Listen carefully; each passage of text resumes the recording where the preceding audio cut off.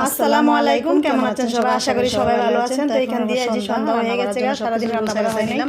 তো এখন মিষ্টি আমি রান্না করার জন্য সবকিছু জোগাড় করে নিলাম। ভাত তো আগে বাড়াইছি, এই যে রান্না বাড়া শেষ। এখন মিষ্টি কুমড়া ভাজিগুলো হয়ে গেছে, দুধ জাল দিয়ে নিলাম।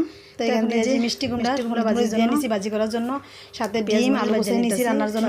তো এখান থেকে পেঁয়াজ মরিচ ভাজা নিতেছি, সাথে বাজার পরে আর কি মিষ্টি কুমড়া দিয়ে দিব, হলুদ আর মরিচ লবণ আগে দিয়ে রাখছি। এখন বাজার শেষ, এখন আমি মিষ্টি কুমড়া দিয়ে দিলাম। মিষ্টি কুমড়া দিলে আলু কম, লাইকা দিব, পরে চিনি দিয়ে দিব। মিষ্টি কুমড়াটা একটু মিষ্টি কম, আর এই জন্য এই যে লাতা সাতাছি লাইটা চেরা পরে লাইকা দিলাম, সব করে দিলাম। ডাকবো না, পানি উঠে যাবে। এখান থেকে যে মিষ্টি কুমড়া ভাজি হয়ে গেছে রান্নার জন্য। তো এখানে আলু হলুদের গুঁড়া লবণ মরিচ পেঁয়াজ ধনিয়ার গুঁড়া তেজপাতা সবকিছু আলুর সাথে একসাথে নিয়ে নিলাম। তো এখানে কিছু আর কি পেস্টটা ভাজা হয়ে গেছে।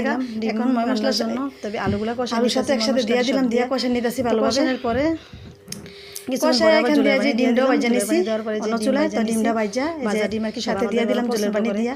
তো ডিমটা দেওয়ার পরে কিছুক্ষণ পরে আর কি জিরা দেবো। তো যে কিছুক্ষণ পরে আবার জিরা দিব, লাইক কমেন্ট শেয়ার করে আমাদের পাশেই থাকবেন। ভাত এখানে যে রান্না ডিম বুনা ডাল ডিম বুনা ডাল মিষ্টি কুমড়া ভাজি মিষ্টি কুমড়া ভাজি সবই হয়ে গেছে। তো এই পর্যন্ত কিছুক্ষণ পরে আবার বলতেছে ছেলে মেয়ে যে গরুর কলিজা বুনা করতাম। তো এই যে কলিজা ভিজিয়ে রাখছিলাম, ছুটছে ছুটানোর পরে ময় মশলা দিয়ে সব কষায় এই যে বুনাটাও বসাই দিছি। তো এখন প্রায় কষানি আদা শেষ হয়ে গেছে তার সাথে কয়েকটা 10-12টা কাঁচামরিচের মতো হইব দিয়ে দিলাম ফাইরা। তো কাঁচামরিচটা দিয়ে কিছুক্ষণ কষায় পরে জলের পানি দিব। তো এখানটা কষানো শেষ, এখন জলের পানিটা দিয়ে দিব আর কি।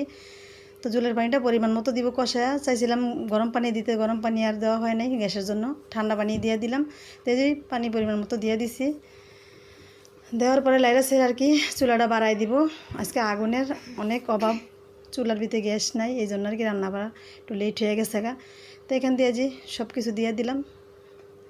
তো কষানো শেষ প্রায় হয়ে গেছে এখন এই যে জিরাটা দিয়ে দিলাম। তো জিরাটা দিয়ে কিছুক্ষণ পরেই আর কি নামাই নিব।